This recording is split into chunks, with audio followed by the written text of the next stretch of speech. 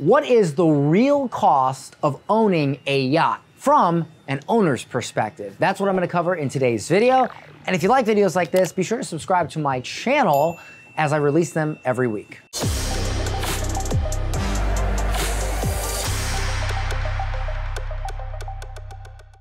Hey everybody, it's Dan Henry here, and I thought I would do a video today on the real cost of owning a yacht. And this is not gonna be from somebody who's a yacht broker or a crew member or somebody who wants to sell you a yacht. This is somebody who is a self-made millionaire by 30, who went out, bought a yacht, didn't know much about owning yachts, didn't know really much about the cost, owns the thing, and now sees all the bills coming in. I thought I would do this video to give you a real perspective of what it costs. So the first thing is there's an equation that my captain told me. You basically take the brand new cost of the yacht, whatever the cost, not the cost of the used price if you buy it used, but the cost of it being new, and you say it's at least gonna be 10% of that cost yearly.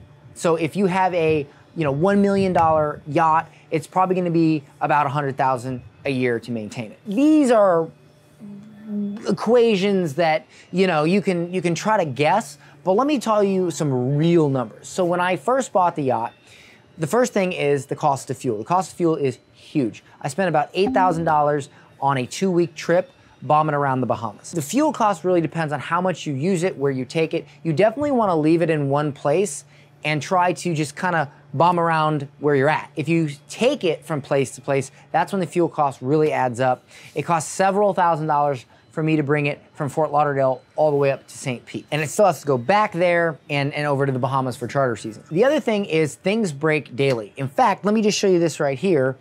This is a docking controller and joystick. So when the captain docks, he doesn't do it from the bridge. He comes down here, he uses this little joystick, and he docks it. Well, this joystick started to stick a couple weeks ago, and I can't have him not fix this, because if he accidentally crashes the boat because this isn't fixed, that's gonna cost me a ton of money. In order to fix this teeny tiny little joystick, it is $2,500 to fix that little joystick.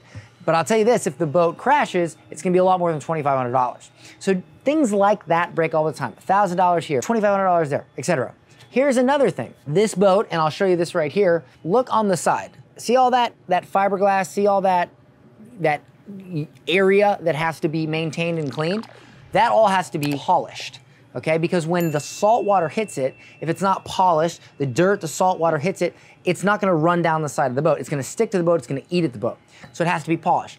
Well, I'm having somebody come to this dock next week, $12,000 just to polish this boat. 12 grand. I could go on and on about the expenses of the boat, but just know that roughly this particular boat, which is a Horizon PC 60, roughly between $20,000 and $30,000 a month in order to maintain it fully. That includes things breaking, that includes dockage. We spent $500 to $800 a night in Staniel Key, Highborn Cay, in the Bahamas. So just to roll up to those docks and dock, it literally costs $500, $800, maybe $300 depending. This dock that we're at here in St. Pete is $3,000 a month. As well, you have the cost of crew. My crew cost about $10,000 a month. I've got to pay their health insurance. I've got to pay for a lot of little teeny tiny things. But I would say out of a $30,000 bill per month, you have maybe $10,000 for the crew, $10,000 to $15,000 in maintenance, and the other $5,000 to $10,000 in things like fuel and little small things, licenses, docking fees, stuff like that. And of course, the more you use it, the more it goes up. So that's why it's important to make money with the boat.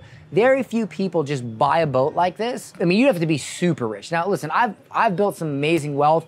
My company, GetClients.com, has really blown up. It's become an 8-figure company, and that's because we're very good at what we do. We help people build online businesses. We help people get clients, sell their products and services, sell their advice online. And you can check out GetClients.com if you'd like to learn how I help people build wealth and build businesses. But even with an 8-figure company, I still would not just own this boat and let it sit. I put this boat to work. I do business consulting on the boat. I do private charters to help break even on the boat for sure. Plus there's some tax stuff we did for the boat. I'll do a separate video where I talk about how to have a yacht pay for itself, but that's a completely separate video. So the point here is that these boats cost a lot. And in order to pay for that, you have to have the boat working. And even then, you're barely going to break even. And that's why I've used some pretty alternative hacks, per se, to making this boat in the profit zone and not just breaking even or losing or bleeding a little bit of money. And again, I'll do a separate video on that. So if you enjoyed this video, don't forget to subscribe. But keep in mind that these boats are going to be a lot more expensive than you think. Always add another zero when it comes to boats, especially boats this size. That's an old saying, always add another zero, because it's gonna cost more than you think in fuel, in dockage, in all that. And what I'll do is in the comments, or in the description below, so that you can get some real hard numbers, I'm gonna put a list of just 1 month of what it costs to maintain this boat. I'll break it down by crew cost, I'll break it down by the dockage and the different things that broke and all that. It's hard for me to do that in this video because I really got to sit down with my captain and map everything out and calculate everything, but I'll put that in the description below so you guys can check out an actual hard cost of what, say, last month looked like for this boat, all right? Don't forget to subscribe, and I'll see you guys in the next video.